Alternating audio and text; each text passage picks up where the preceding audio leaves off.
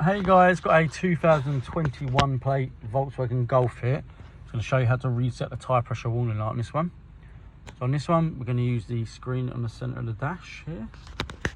If you do find the video helpful, please give it a like, and if you want to see some more useful content like this, subscribe to the channel.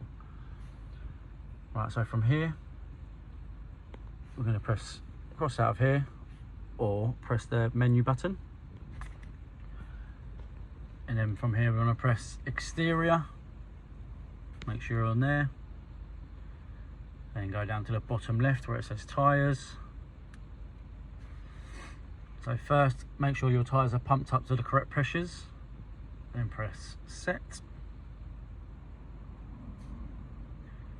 The current tyre pressures match the required values. Once you've pumped up the tyres, press OK. Tyre pressure saved, and that's it.